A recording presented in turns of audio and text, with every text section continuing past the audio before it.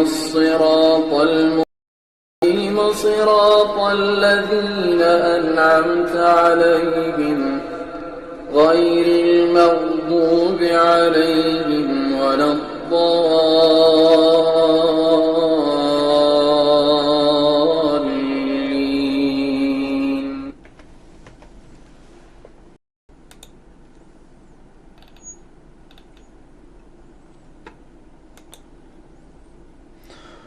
آقای ابو یاسر تاجیک از مدینه منوره.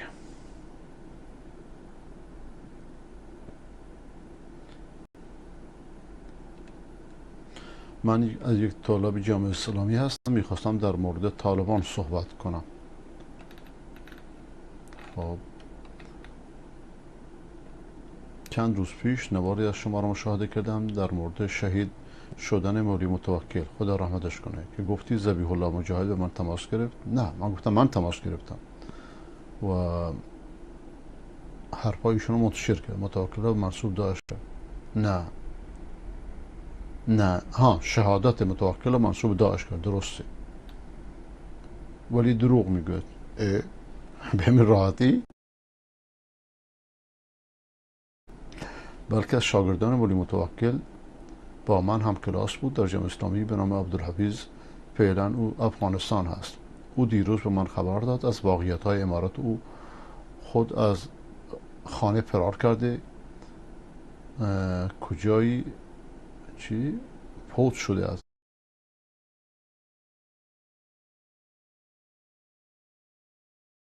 اگر امارات گیرش کنه مجازاتش میکنند به خاطر که نفراتی که نزدیک شیخ متوکل بودند و دیگر موحدین هم. بله، عبدالحفیظ میگه نفرات امارات دو دستشان نامهای سلفی هاست، خانه به خانه میروند، جوانهای سلفی را پیدا میکنند، اذیتشون میکنند. خب الان شما گفتی نامشون نبرید، آخر نوشتید که نامشون نبرم، اول باید می نوشتی. پناه بر شما، پناه بر خدا.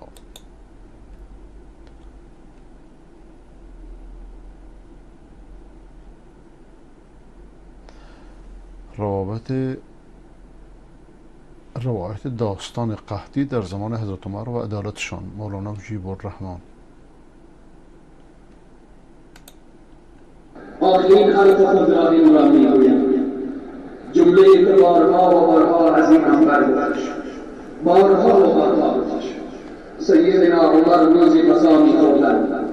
روزی غذا می‌خوردند، کسی آمد در مقابل سیدنا عمر ایستاده شد، نگاه میکرد.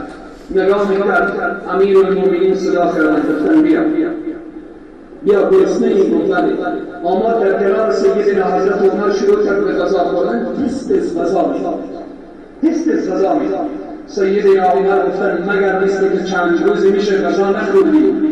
گفت یا امیرالمومنین، من نه تنها بلکه در او قریه‌ای که زندگی میکنم کل مردم چند روز میشه غذا نخورن، کل مردم. سیدنا عمر شروع کردن به گریه کردن. گفتن والله العظیم دیگه در رعیت عمر یک نفر گرسنه باشه، عمر دیگه سیر نخواد. متاسفانه صدا واضح نیست.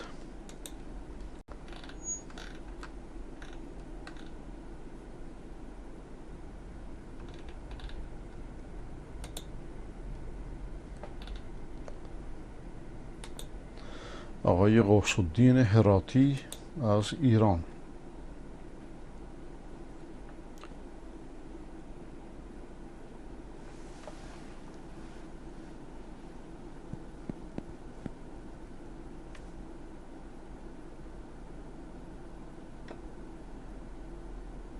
سال شما نوشتی اصلا واضح نیست چیه.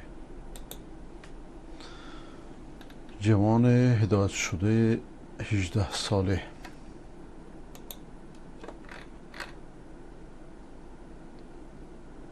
سلام خدمت دوستان عزیزم، از تمام شما عزیزان درخواست دعا برای زندانی که حکم قطعی اعدام بهش دادن، خواهشاً تو دعاتون اسمشو بگیرید و براش دعا کنید تو این چند روز اعدام بشه.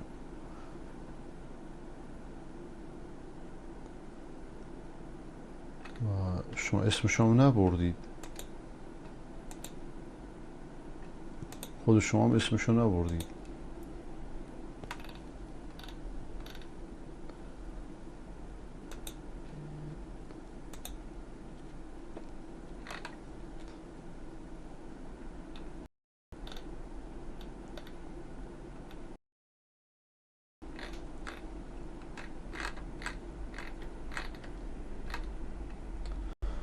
آقای موحد سلفی کلیپ چند لحظه قبل گذاشتم. بابا جان تاجیک از روسیه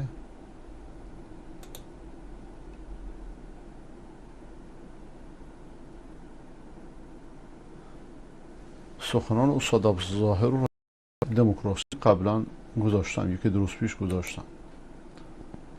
آقای ابوالفضل هدایت شده حضرت عمر.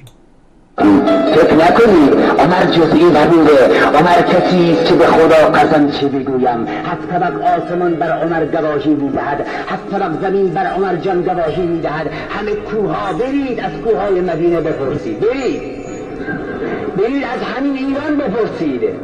اگر عمر جان نمی آمد خدا بدون من شد چه بلاوی شدی. بری شوک بکشید ایرانی ها، من به همه شما میگم، چه شیعه چه سنی، بری شوک بکشید. امروز تو درس غیرت و حیا داری، از عمر داری.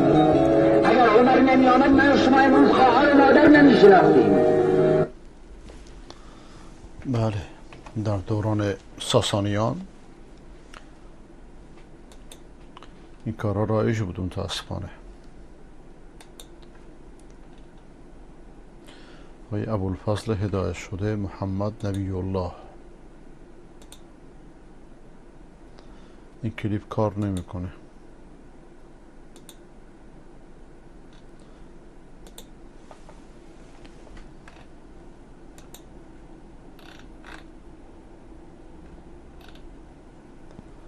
آقای نعمت از ورامین. سلام، طالبان با سلفی ها چه اختلاف عقیدتی دارند؟ طالبان حنفی اند و ماتوریدی مذهب. طالبان حنفی هستند، مقلد مذهب حنفی هستند، غالبا هم در میانشون مثل کل افغانستان تصوف یه طریقه صوفی دارن. سلفی ها غیر مقلدند، مقید به یک مذهب نیستند، مقید به قرآن و حدیثند، بس مذاهب احترام میذارن لیکن مقید به یک مذهب نیستند و کار درست هم همینه. و بعدم در عقیده سلفی ها ماتوریدی مذهب نیستن، مثل ائمه اربعه، مثل صحابه، مثل تابعین، تابع قرآن و سنتند و سلف امت. این قصه طولانی البته.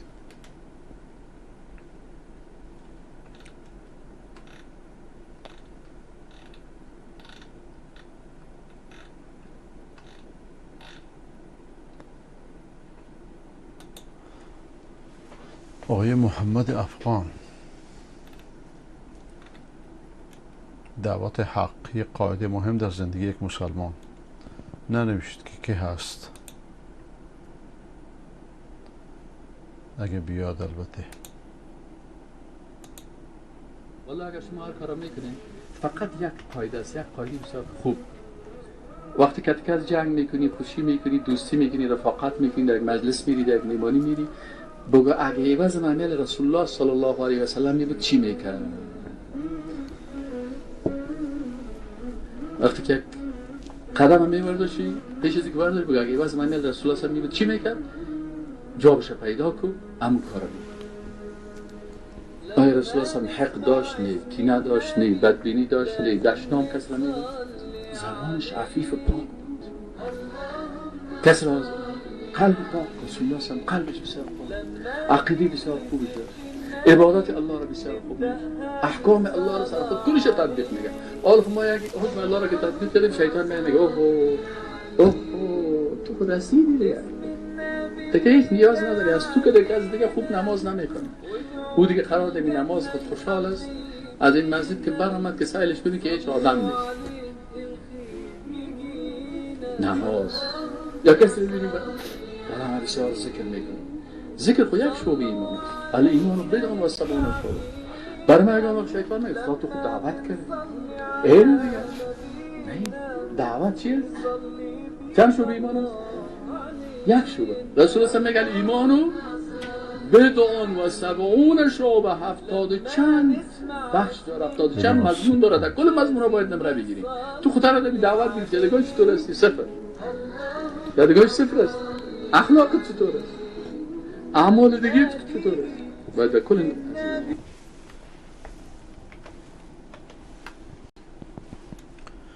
بله ایشون الان مختفیه خداوند فرجی برای ایشون و برای همه دعوتگران میسر بفرماید. آقای یوسف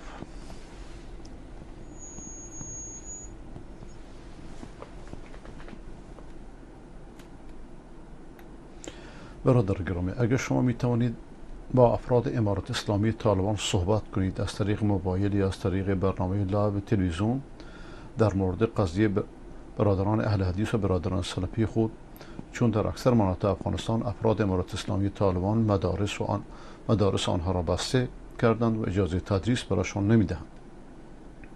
حتی برای اکثر علمای اهل حدیث و علمای سلفی اخطار داده شده تهدید هستند. در هفته گذشته در ولایت شرقی افغانستان در شهر جلال آباد 4 تن را افراد امارت اسلامی طالبان با خود بردند و بعد از 2 روز آنها را به قتل رساندند. اعوذ بالله.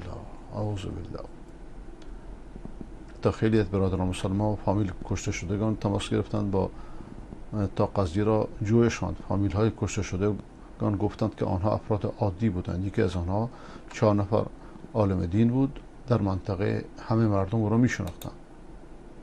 یک انسان مسلمان خوب بود و دیگر آن یک دکاندار بود. آنها اهل حدیث بودند و بعدا امارت اسلامی طالبان گفتند که آنها افراد گروه داعش بودند، در حالی که همه مردم منطقه آنها را خوب می شناختند. آنها حتی از طرف گروه وحشی تروریستی داعش تهدید به مرگ شده بودند. در گذشته چندین بار اکثر علمای اهل حدیث و سلفی ها از طرف گروه وحشی تروریستی داعش کشته شدند و با به مرگ تهدید شدن. از طرف دیگر امارت اسلامی طالبان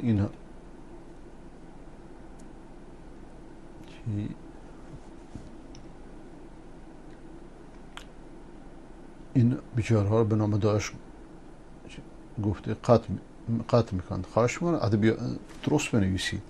2 روز پیش یک جوان دیگر را به نام داعش گفته قتل کردند. در این 4 روز گذشته این خیلی طولانیه. خواهش میکنم اینا رو، این یک کتابه آقا، خواهش میکنم هر روز یک مطلب رو بفرستید، 5-6 سطر 7 سطر. و خدا خیرتون بده.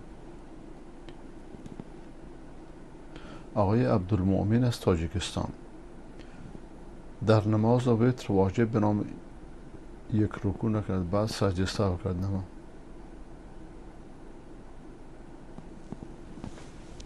نه، رکوع رکنه، رکوع با سجده سهو برطرف نمیشه. بله.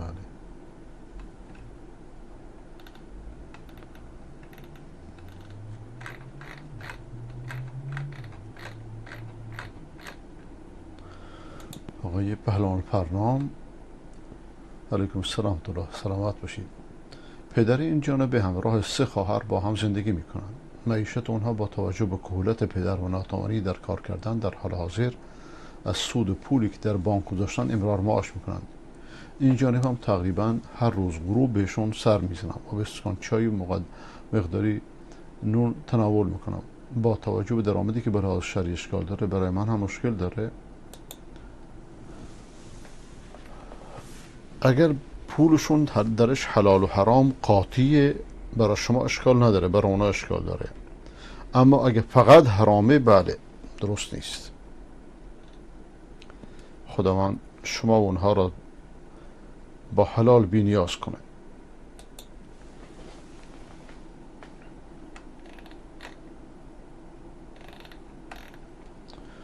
آقای فرید شهادتگو: در صورت جاری شدن حد شرعی آیا در آخرت نیز کیفر الهی جاری خواهد گردید؟ خیر. اگرچه این قضیه مختلف فیه، لیکن راجح اینه که اگر کسی حد شرعی در این دنیا خورد براش اجرا شد دیگه تمام شد، دوباره مؤاخذه نمیشه.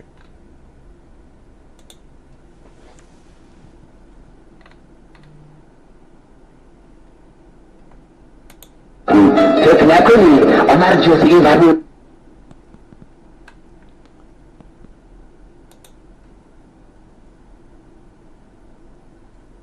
آیا پادشاه ظالم سایه خدا در روی زمین است؟ نه، پادشاه ظالم سایه شیطانه، سایه خدا نیست.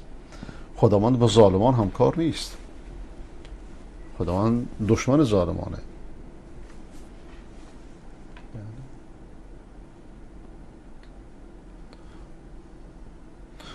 آقای ابوالفضل هدایت شده، طنز آمپولی.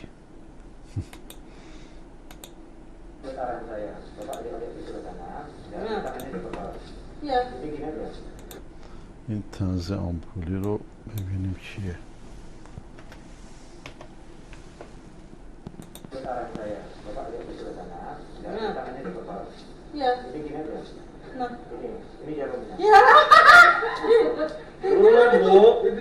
Ini apa? Apa tuh?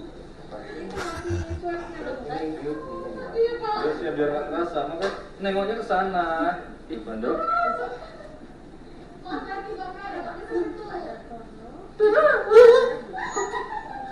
Oh, terus.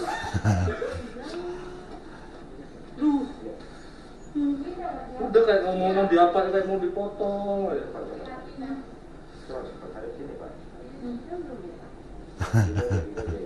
Jangan bengkok gini, nanti jatuh ini bengkok jalurnya. Nengok sana. Jangan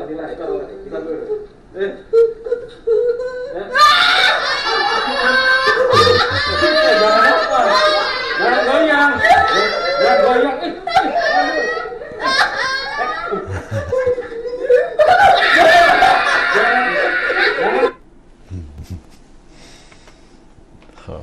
واقعا طنز آمپولیه.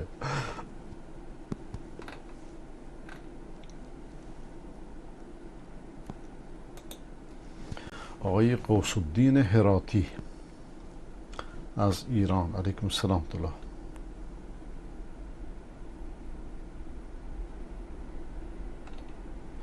خب چی؟ هنوز سوالت مشخص نیست. اگر خانم برای پدر شوهر خود گفت بابا، اشکال دارد یا خیر؟ نه، اشکال نداره. اگه به پدر شوهر خودش بگه بابا، اشکالی نداره. اگر شوهر برای خانم خود گفت بابا کجاست یا مامان کجاست، نه مشکلی نیست. اینا برای دوستی، محبته.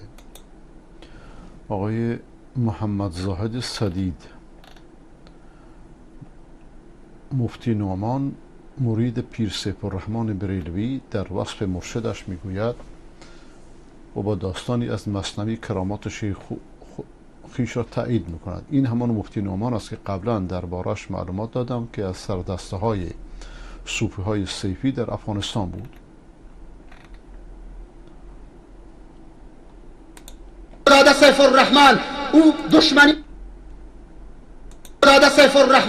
او دشمنی و عداوت داشته باشه، مگر ای سیفی میندیش ز غوغای رقیبان، با شور سگان کم نشود ذوق فقیران. مولانای روم شان بزرگی دارد. شان بزرگی در شعر دارد، شاعر شیرین سخنیه، لیکن عقیده خوبی نداره. عقیدهش وحدت وجودیه. به من حکایت کرد که منکری به دکان آمد، مکتبه کتاب فروشی. گفت این کتاب چی است؟ گفت مثنوی است. گفت نه بابا، مشنوی است. گفت مشنوی است. گفت بر تقدیر مرا بر دست من مثنوی را باز کرد که در اول صفحه نوشته است این سگ ملعون چی عو میکند، مثنوی ما را مشنو میکند. این شیر در مثنوی وجود نداره، مگر مولانای روم صاحب کرامت است. تا دل مردی خدا این هم دروغه. این دروغایی که صوفیان میسازن دیگه. بدر هیچ قومی را خدا رسوا نکرد. ابن سقا عالم بزرگی بود، ما در پای حکایت و قصه نمیرم.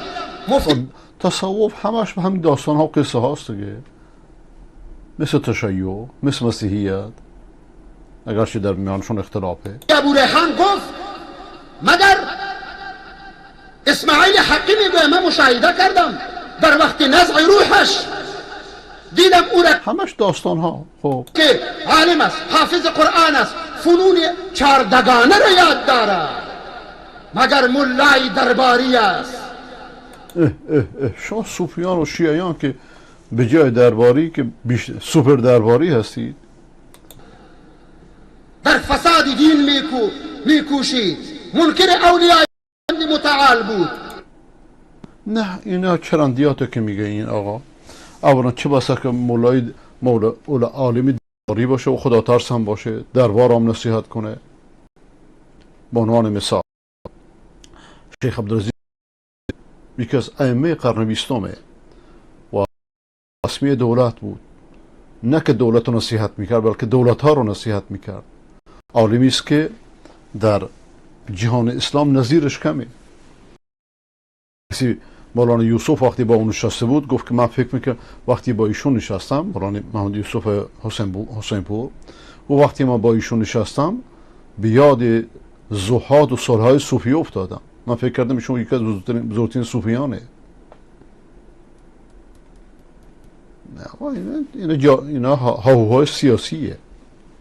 و چه بسا کسی باید دربار نباشه لیکن گمراهیش 1000 برابر بیشتر باشه، امثال سیپی ها و امثال قالیان بریلوی.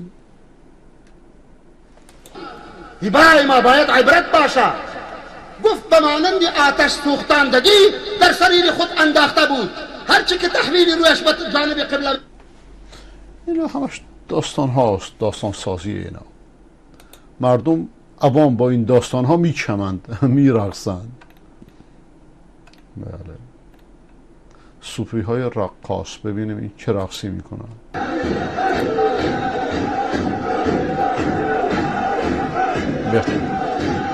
اینا کراماته، این جفتک زدن کراماتیه، کرامات میاره.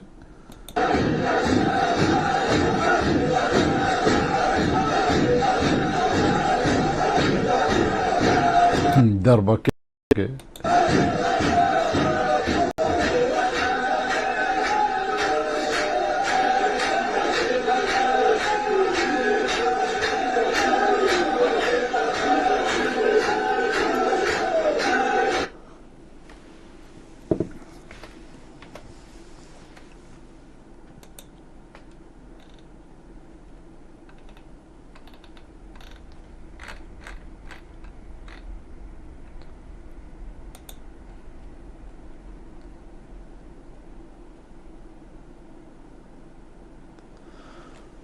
أخي أنا من تاجيكستان. أخيرا في برنامجكم في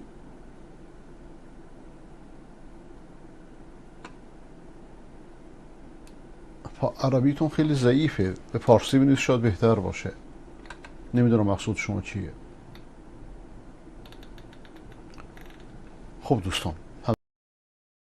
خدای بزرگ میسپارم.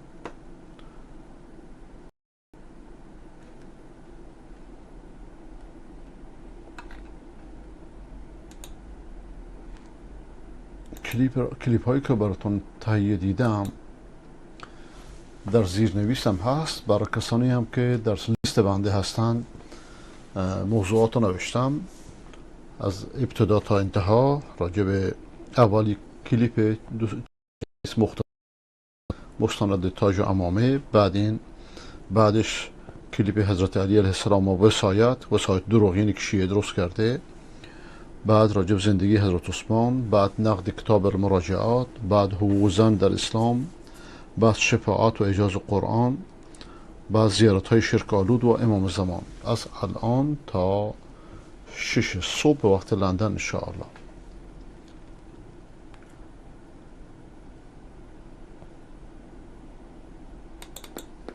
هر گفتمان قومی. همه شما را به خدا بزرگ میسپارم. شب روزتون بخیر هر جا که هستید. برای ما و کانالمون دعا بکنید و خداوند این خونریزی ها را در افغانستان متوقف نماید و کسانی را که اهل سنت و اهل حدیث را میکشند اونها را نفرین کند و کسانی که خونریزی به راه میندازند و در مقابل دولت اسلامی اسلحه برمیدارند خداوند اونها را هدایت کند. اگر هدایتشون مقدر نیست اونها را و شرشون را سر امت بردارد. خداوند مریضان ما و شما را شفا بده، فرزندان ما و شما را صالح کنه، مردگان موحد ما و شما را رحمت کنه، مستمندان ما و شما را بینیاز کنه، گمراهان ما و شما را هدایت کنه، اهل بدعت و ضلالت ما و شما را به اهل سنت و توحید بدل نماید و به ما و کانال های توحیدی برکت دهد. والسلام علیکم و رحمت الله و برکاته. حرف اینا حتی اگر به ظاهر تجزیه طلبی نیست باید به سرکوب بشه. هر گفتمان قومی به شدت باید سرکوب بشه، به شدت باید سرکوب بشه، به شدت باید سرکوب بشه. پشت هر حرف اینا حتی اگر به ظاهر تجزیه طلبی نیست باید به سرکوب بشه. به خصوص جریان در کردستان آذربایجان. هر حرفی اسم بچه‌هامون میان مدرسه تا 7 سالگی آذری خوندن، ترکی خوندن، کردی خوندن، عربی خوندن، میان تو مدرسه نمی‌شینن فلان، بیایم یه آموزش زبان مادری کنیم. به شدت باید سرکوب. آموزش زبان مادری نداره. من میگم زبان مادری رو. دقت خیلی از این عزیزان میهن پرست ما آموزش زبان مادری رو کوتاه اومدن. منم قبلا این کوتاهی اومده بودم بعد دیدم نه اینا میان جلو. آموزش زبان مادری کوتاه بیای فردای پدرسوخته‌ها میگن آموزش به زبان مادری، یعنی شیمی و ریاضی. آموزش زبان مادری یعنی اینکه آقا ما در کنار دروس دیگر یک کلاسی داشته باشیم برای زبان قومی خودمون. از همون ابتدا باید جلو تمام این بحثا رو بریم.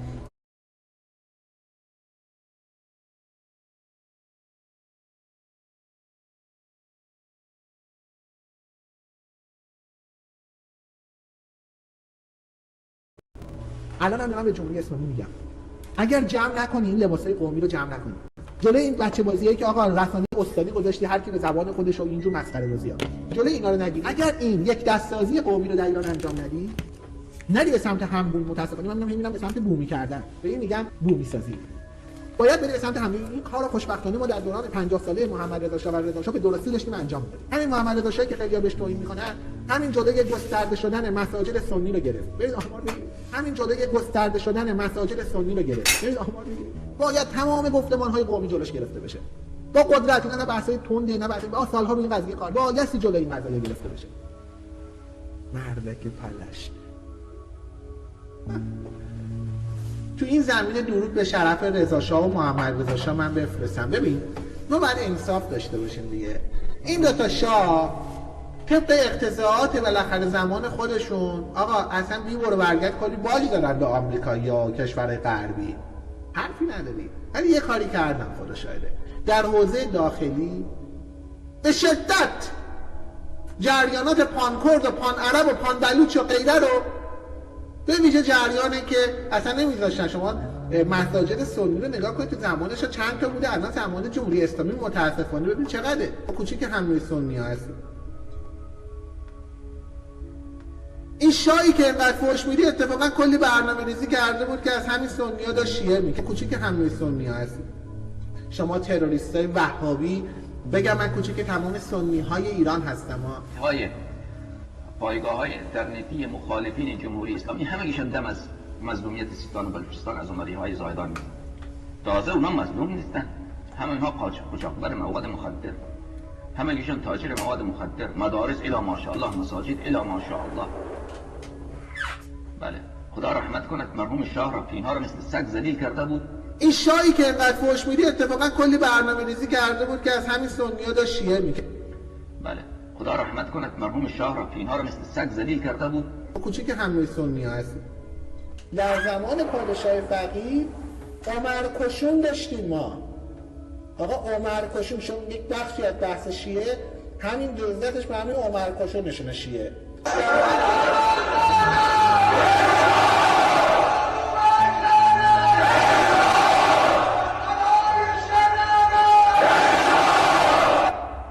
عمر کشون شون یک بخشی از بحث شیعه همین جزئیاتش به همین عمر کشون نشونه شیعه.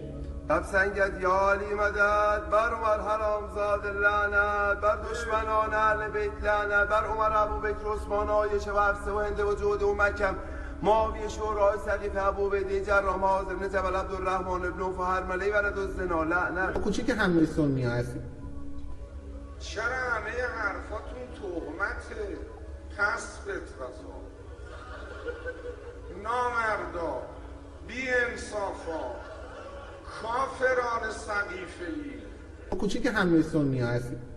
من کی پایین کردم به آخوند شیعه آدم توهین بکنه به خاطر اینکه سنی بعدش میاد بعد پدر و مادر هرچی سنی لعنت. حالا بیشتر نمیگم چون یه جاش به ضرر شیعیان سنی ها پررو میشن. تو دعوای شیعه و سنی باید هوای شیعه رو داشتن بعد آخر. شما تروریستای وهابی بگم من کوچیک تمام سنی های ایران هستم ها. این شایی که اینقدر فوش میدی اتفاقا کلی برنامه‌ریزی کرده بود که از همین سنی ها داشت شیعه میکرد. همگیشون دم از مظلومیت سیستان و بلوچستان از های زاهدان میزن. تازه اونا مظلوم نیستن، همه اینها قاچاقبر مواد مخدر. بله خدا رحمت کند مرحوم شاه را که اینها رو مثل سگ ذلیل کرده بود. خاک بلوچستان جای اجنبی نیست. تا اگر بلوچی مسئله بلوچا یادت باشه، مرد برای نام میمیرد، نامرد برای نان. خدا سوگند تا نفس آخر تفنگم را زمین نمیگذارم.